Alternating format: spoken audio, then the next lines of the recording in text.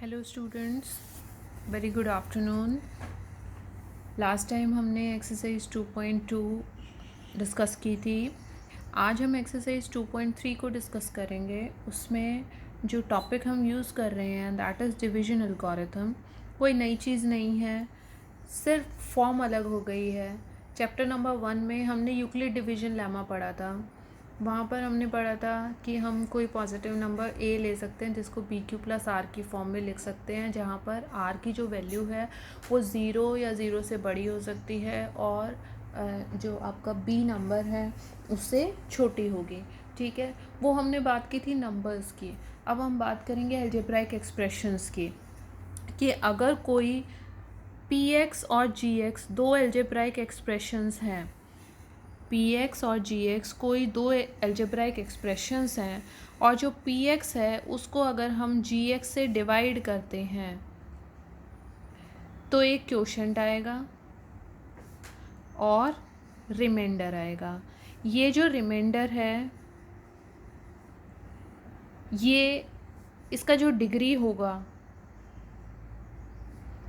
वो ज़ीरो हो सकती है या जी एक्स से जो जी एक्स की डिग्री है उससे छोटी हो सकती है। यही हमने वहाँ पर किया था। हमने क्या कहा था कि जो एक नंबर ए है उसको हम किसी नंबर बी से डिवाइड करेंगे तो एक क्वोशंट आएगा और रिमाइंडर आएगा, और जो रिमाइंडर होगा वो कभी भी जो जिससे हम डिवाइड कर रहे हैं उससे बड़ा नहीं होगा या उसके इक्वल भी नहीं होगा।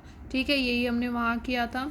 तो आज मैं सबसे पहले आप लोगों को डिवाइड करना सिखाऊंगी, क्योंकि दो जो हमारे अलजेब्राइक एक्सप्रेशंस हैं उनको हम डिवाइड करके क्वोशंट और रिमाइंडर कैसे निकालते हैं।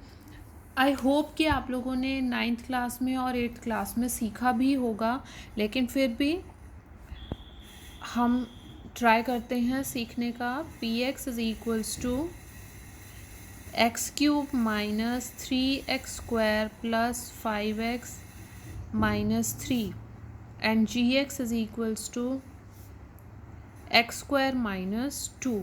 क्वेश्चन इज़ कि पी एक्स को जी एक्स से डिवाइड करके क्वोशंट और रिमाइंडर फाइंड आउट करो दो इस केस में। ठीक है, तो चलिए स्टार्ट करते हैं। x² माइनस 2 बाहर और ये एक्सप्रेशन हमने लिखा अंदर, x cube minus 3x² plus 5x minus 3। देखिए बेटा, स्टार्ट करने से पहले ही मैं आपको बता देती हूँ कि अगर आप लोगों ने पहले सीखा हुआ है तो जल्दी आप लोगों को समझ में आ जाएगा, लेकिन अगर नहीं सीखा हुआ है पहले से, 9th में या 8th में नहीं सीखा है, तो यहाँ एकदम से नहीं आएगा। जितनी प्रैक्टिस करोगे उतना जल्दी जल्दी आप लोगों को ये आता जाएगा। ठीक है, चलिए ट्राई करते हैं। यहाँ है x², यहाँ है x क्यूब। अब x² में कितने x की ज़रूरत है x क्यूब बनाने के लिए? या तो आपको डायरेक्ट पता चल जाएगा यहाँ 2 हैं, हमें 3 चाहिए तो हमें एक और की ज़रूरत है। अगर वैसे नहीं समझ में आता तो x क्यूब को x² से डिवाइड करेंगे तो कितने बच जाएंगे? 1 बच जाएगा। तो वो यहाँ लिखो, जैसे हम टेबल करते हैं ना कि 2 1 ज़ा 2, 2 2 ज़ा 4, 2 3 ज़ा 6, इस तरीके से ही x² को कितना और चाहिए वो यहाँ पे लिखेंगे। तो यहाँ हमें x और चाहिए। ठीक है, तो हमने यहाँ लिखा x क्यूब, लेकिन यहाँ 2 भी है, ये 2 भी इससे मल्टीप्लाई होगा। अब 2 इससे जब मल्टीप्लाई होगा तो 2x हो गया, लेकिन माइनस का। अब जो ये 2x आएगा उसको 2x वाली टर्म के नीचे ही लिखना है, तो यहाँ कितना आ जाएगा? माइनस का 2x। ठीक है, यहाँ मत लिख देना क्योंकि x² नहीं आ रहा है, 2 को x से मल्टीप्लाई करके x आ रहा है, इसीलिए किसके नीचे लिखा जाएगा? x वाली टर्म के नीचे ही। अब इसको सब्ट्रैक्ट कर दो, जो प्लस का साइन है वो माइनस का बन जाएगा, जो माइनस का साइन है वो प्लस का बन जाएगा जब हम माइनस करेंगे तो ये तो आपस में कैंसिल हो गए। ये वाली जो टर्म है ये एज इट इज़ यहाँ नीचे लिखी जाएगी, 3x², और ये अब इसके सामने भी प्लस का साइन है तो 5 + 2 कितना हो गया? +7x, और ये माइनस का 3 एज इट इज़ नीचे उतर गया। ठीक है। अब यहाँ माइनस का साइन है तो यहाँ हम माइनस लगाएंगे, ठीक है, माइनस। यहाँ माइनस को बाद में देखेंगे, देखो कैसे आएगा। यहाँ माइनस है ना, तो यहाँ अगर यहाँ माइनस नहीं है तो यहाँ ऑब्वियसली माइनस आएगा। अब यहाँ एक्स स्क्वायर है, एक्स स्क्वायर है, यहाँ कितना है 1 है।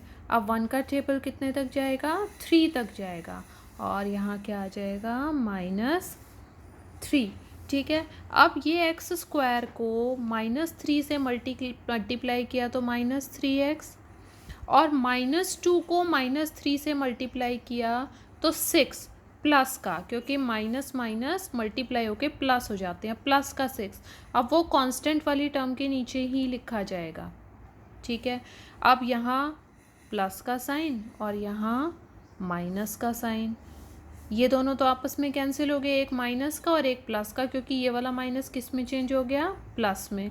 ये 7x एज इट इज़ नीचे लिखा जाएगा, और ये भी माइनस का और ये भी माइनस का, तो -3 -6 कितना हो गया -9। ये हमारा सॉल्व हो गया। क्वोशंट कितना आया है, यानी कि QX हमारे पास आया है x -3, और रिमाइंडर हमारे पास आया है 7x -9, ठीक है। तो ये हमारा क्वेश्चन सॉल्व हो गया। नेक्स्ट पे जाते हैं। चले बेटा, अब सेकंड पार्ट है। px हमें दे रखा है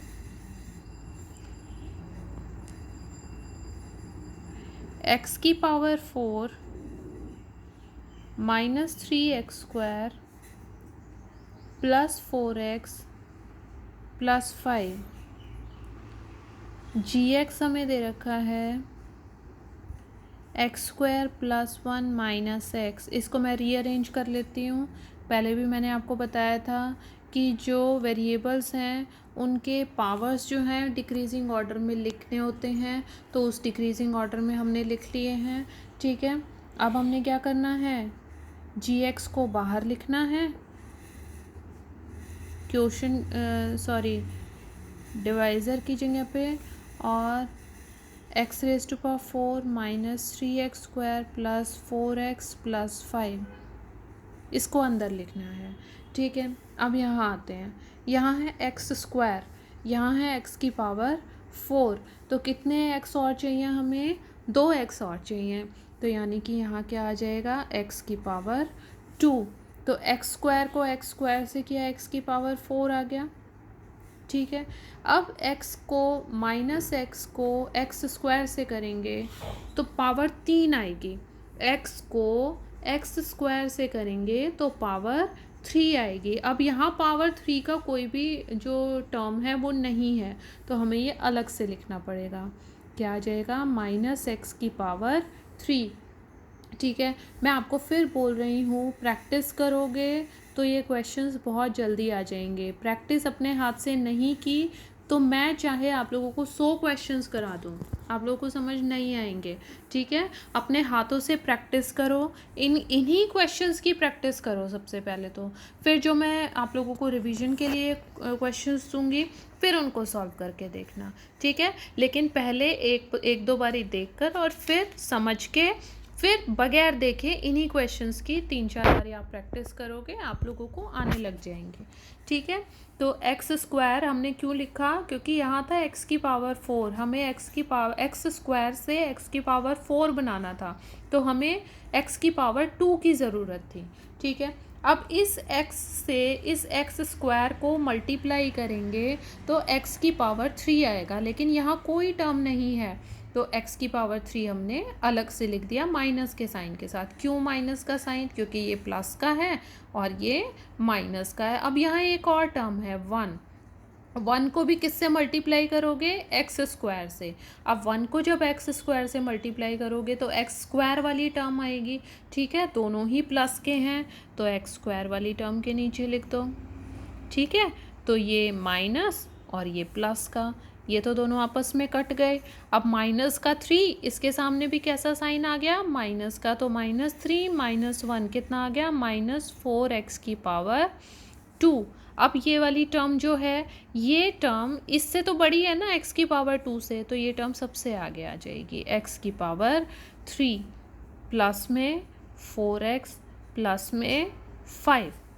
ठीक है, चलिए अब x स्क्वायर है यहाँ x की पावर 3 है।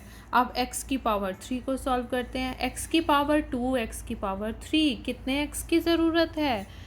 पावर 1 की।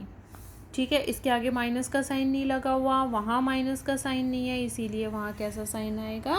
प्लस का साइन आएगा। ठीक है, तो यहाँ आ गया x की पावर 3। चलिए अब x को x से मल्टीप्लाई किया तो क्या आएगा? x स्क्वायर वाली टर्म आएगी। ठीक है, तो ये आ गया माइनस एक्स स्क्वायर। ठीक है, क्योंकि ये माइनस का है और ये प्लस का है। अब 1 को x से मल्टीप्लाई करोगे तो x वाली टर्म आएगी, तो ये आ गया x, ये माइनस प्लस माइनस, ये तो कट गया आपस में। ठीक है, -4x square minus x plus का एक्स स्क्वायर, तो कितना आ गया? -3x स्क्वायर प्लस में 3x प्लस में 5। अब यहाँ माइनस का साइन है तो यहाँ भी माइनस का साइन लगेगा। ठीक है, तो यहाँ से आ गया एक्स स्क्वायर। ठीक है, तो x तो वहाँ आएगा नहीं, तो यहाँ पे 1 है और यहाँ 3 है, तो कितने पे जाएगा? -3 पे जाएगा। ठीक है, ये आ गया -3x स्क्वायर। अब -x को मल्टीप्लाई करो, -x को -3 से मल्टीप्लाई करोगे तो क्या आएगा? प्लस का 3x। ठीक है, और 1 को 3 से मल्टीप्लाई करोगे तो माइनस का 3। अब ये प्लस का साइन, ये माइनस का साइन, ये प्लस का साइन, ये कट गए आपस में दोनों, तो ये आ गया हमारे पास, और ये भी कट गए आपस में दोनों, तो 5 + 3 ये आ गया 8। तो हमारे पास QX कितना आ गया? QX आ गया हमारे पास x square plus x minus 3, और RX हमारे पास आ गया 8। ठीक है, तो एक ये जो क्वेश्चन है हमारे पास, क्वेश्चन नंबर पार्ट नंबर 3 है, आज बहुत ज़्यादा नहीं करा रही हूँ। PX = है x की पावर 4 माइनस 5x प्लस 6, और GX है हमारे पास 2 माइनस एक्स स्क्वायर। इसको मैं आप लोगों को बता देती हूँ, -x स्क्वायर आगे लिखो और +2 को पीछे लिखो। ठीक है, तो इसको आप लोग मुझे सॉल्व करके दिखाएंगे। एक मैं आप लोगों को एक्स्ट्रा क्वेश्चन दे रही हूँ। एक्स्ट्रा क्वेश्चन देखो क्या है।